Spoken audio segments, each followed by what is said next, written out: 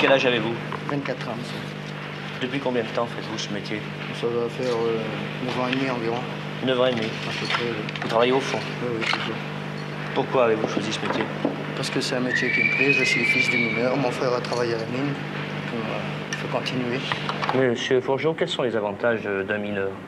Le mineur dispose d'un certain nombre d'avantages. D'abord, il bénéficie généralement pour l'ouvrier de métier d'un salaire élevé. Et de plus, il a des avantages annexes qui sont nombreux. Je citerai entre autres d'abord le logement gratuit. Ensuite, autre avantage appréciable, la sécurité sociale dans les mines est beaucoup plus avantageuse que le régime général. On peut citer la retraite à 50 ans, ce qui n'est pas désagréable en général. Elle est à 50 ans pour tous les gens du fond, 55 ans pour les gens du jour. Ce bassin minier est à cheval entre le Puy-de-Dôme et la Haute-Loire et on y a extrait du charbon pendant 4 siècles et demi. Cette mémoire se perpétue ici, au pied du chevalement de Bayard, à Brassac-les-Mines, avec le musée.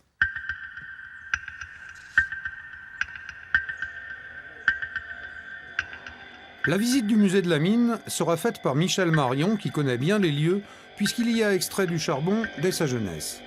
Les galeries ont été reconstituées à l'identique, ce qui permet d'avoir une idée des conditions de travail très éprouvantes qui y régnaient.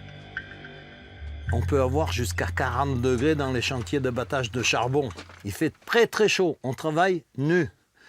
Quand c'est le moment du casse-croûte, on va descendre dans une galerie un petit peu en dessous où il y a un peu plus d'air. Et là, on va ouvrir nos sacs où il y a le casse-croûte. Mais souvent, on a la surprise. Les rats qui habitent toute la mine, les rats ont mangé tout ce qu'il y avait dans le sac. Excepté la boîte de sardines parce qu'on cache l'ouvre-boîte.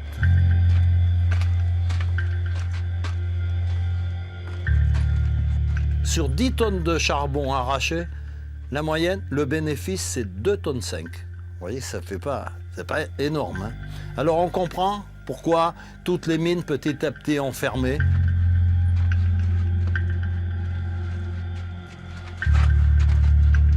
Les chevaux, ils servaient à nous tirer les bennes. Et puis il faut savoir que celui qui ferrait les chevaux, maréchal Ferrand, venait prendre les empreintes du sabot du cheval au fond, il faisait le fer au jour et il redescendait ferrer le cheval au fond. Parce qu'on comprend bien qu'il ne peut pas y avoir de flamme au fond, puisque on a du grisou dans la mine, et le grisou c'est un gaz inodore qu'on ne voit pas, qu'on ne sent pas, et qui explose à la moindre étincelle.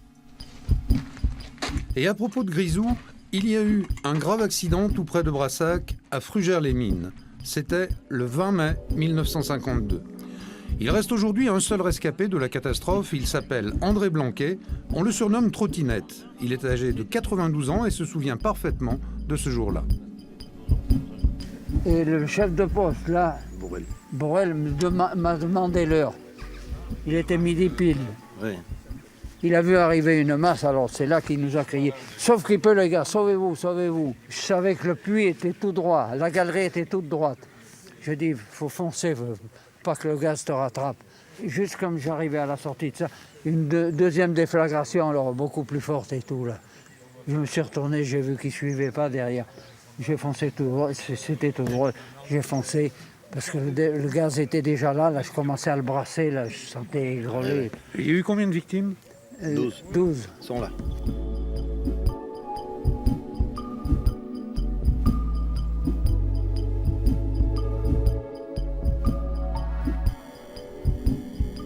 Aujourd'hui, il ne reste qu'une stèle qui rend hommage aux victimes de la catastrophe. Elle est située là où se trouvait l'ancien chevalement, démonté après l'accident. Du coup, Frugères n'a plus vraiment de symbole concret de son activité passée, hormis quelques petits éléments derrière la mairie, mais plusieurs habitants envisagent de faire construire quelque chose à l'entrée du village. Il y a une nouvelle association qui s'est montée dernièrement, qui ont en évidence de mettre un petit peu justement l'ancien passé de Frugères-les-Mines par la construction d'une lampe de mineur. Un appel au peuple est lancé justement pour pouvoir la financer. La fermeture des mines a mis fin à une activité qui durait depuis des centaines d'années. S'il en reste encore quelques traces à Brassac ou à la Combelle, comme dans beaucoup de bassins miniers, le traumatisme se fait encore sentir.